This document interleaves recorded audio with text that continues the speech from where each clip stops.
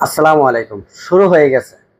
আসলে আমরাও চাই না যে কোনো দেশের সাথে কোনো দেশের হামলা হোক, যুদ্ধ হোক, এগুলো আমরা চাই না। কিন্তু ভারত যে কাজ করেছে, পাকিস্তানের ঘুমন্ত মানুষের উপরে হামলা।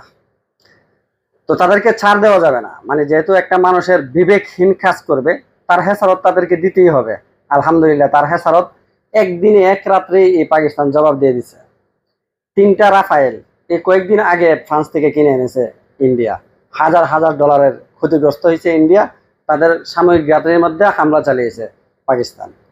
তাদের এই হেসারত শিশুসহ নারী হত্যা করেছে ঘুমন্ত অবস্থায়। এই হামলা কাউকে না জানিয়ে রাতের বেলা পাকিস্তান টাইম প্রায় দুইটার সময় এই হামলা চালিয়েছে তারা। তার হেসারত তো তাদেরকে দিতেই হবে। তারা চাই তারা চাইছিল যে ঘুমন্ত অবস্থায় আরো অনেক মানুষ মারার জন্য, কিন্তু পাকিস্তানের ভিতরে বিবেক আছে।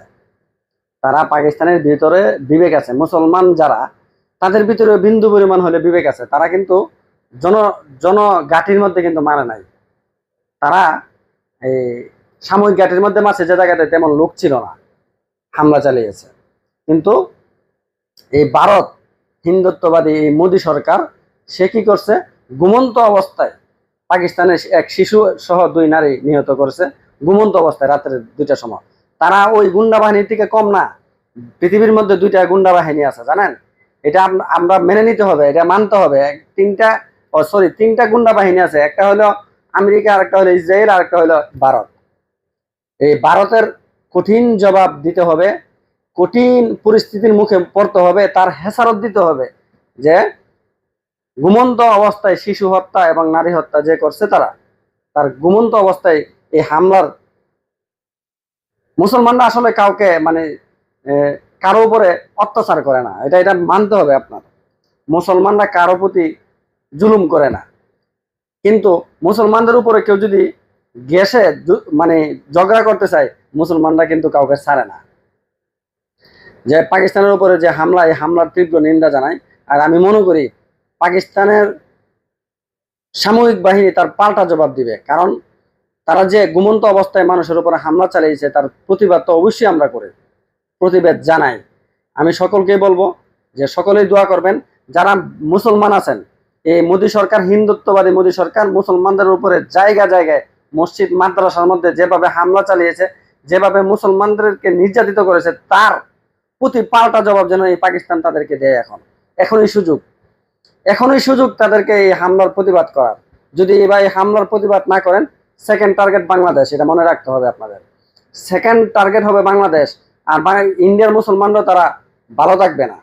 তো ওই জন্য সকলেই প্রয়োজন কমপক্ষে পাকিস্তানের সামরিক বাহিনীর জন্য দোয়া করা, তারা যেন জয়ী হতে পারে। আর মুসলমানরা কোনো সময় হারে না। আর পাকিস্তান হলো ইমানের চেতনার লোক।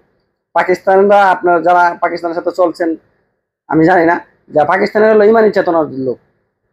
তারা লড়তে জানে, তাদের ভিতরে হিম্মত আছে। ইনশাআল্লাহ পাকিস্তান, আমি একজন মুসলমান হিসাবে আমি পাকিস্তানকে সাপোর্ট করতেছি।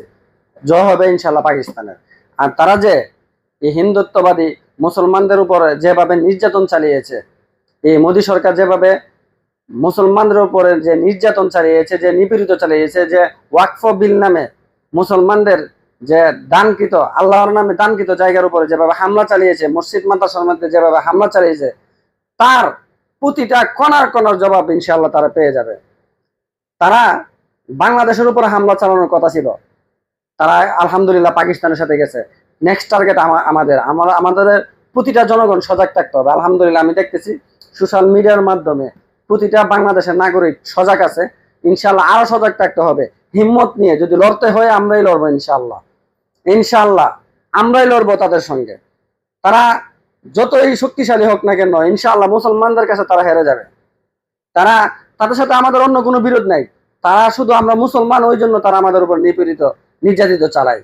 কিন্তু তার প্রতি জবাব আমাদের দিতে হবে। আমরা যুদ্ধে বিশ্বাসী না। আমরা চাই না কারোর সাথে কারো